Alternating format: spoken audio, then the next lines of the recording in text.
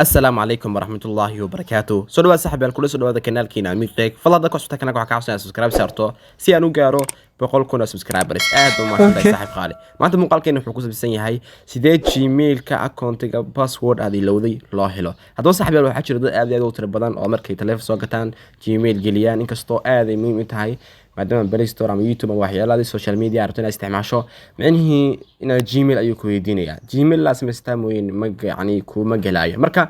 adigu waxa laga yaabaa Gmail sameystay password gelisana aad garanayn maanta waxaan ku tusayaa fursad si fudud oo ma aragtay kaliya oo laga baahan wax lambar ah xitaa code ba ku dhacayo san ahayn kaliya ay ma aragtay adigu inaad ma aragtay aad fiiriso aad sameysato laga baahan yahay bisa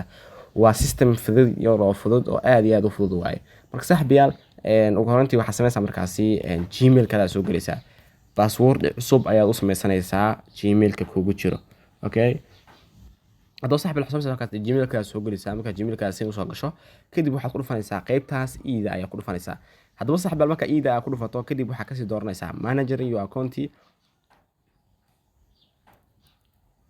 manager iyo account baa ka sii tagto kadib sa u jeedid halkan waxa ku qoran home personal info data and privacy qaybta afraad ba tagaysaa oo security ah hadaba saaxiib marka security-ga aad tagtid waxa sameynaysaa hoos ayaa u soo soconaysaa waxaad ka raadinaysaa meel ay ku qoran tahay password hadaba waxaad sameeysaa markaas inaad password-ka aad ku dhufato fadlan ila soco si aad ma aragtay aad password fiican aad u sameysto email-kaada oo aad garanaysid ila soco okay habkan marayna ila mar okay saaxiib markuu sidoo kugu soo qoro waxaad sameynaysaa inaad ma aragtay password-ga halkan waa meesha aad gelinaysaa password-gaada marka waxaad sameynaysaa inaad dhahdo forgot password marka saaxiib markaad forgot password aad dhahdo kadib wuxuu ku dhahayaa markaasi waxyaalaha ay ku soo qorayaa yani hadaan ku fahansiin waxay tahay macnihii waxaan kugu verify gareyn karnaa macnihii ama aan password log kaaga saari karnaa pinka kugu jiro taleefankaada macnihii logan caadiga ee taleefanka kugu xiran yani logaasi waad garanaysaa loga caadiga ee pinka ee lambarka kugu xiran ee taleefankaada marka soo gasho aad furaysid bardayna kaas ay kugu xirayaan marka continue ayaad leedahay continue marka aad kadib waxa sameynaysaa wuxuu ku saarayaa finger hadii ku xidhnayd fingerku ku saarayaa hadii logan caadi ah ku xidhnaa logo ku saarayaa kadib waxaad ku dhufanaysaa fingerka hadaan taabtay fingerka ku taabtay hada marka saaxiibayaal wuu ii soo furi doonaa okay bas ujeedadu uu soo furay wuxuu ii soo qorayaa new password marka password cusub aad gelinaysaa waxaan loo baahan yahay ma aragtay password-ga inuu ma aragtay uu ahaado use at least 8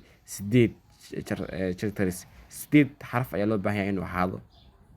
marka 8 xaraf ayaad gelinaysaa oo password-gaada ah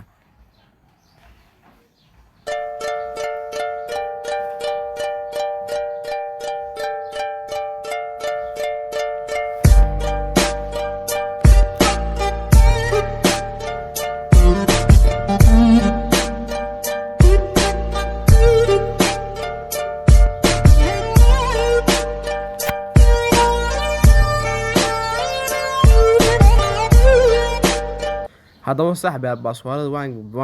waan gashaday waxaan dhahayaa marka change password ayaan dhahayaa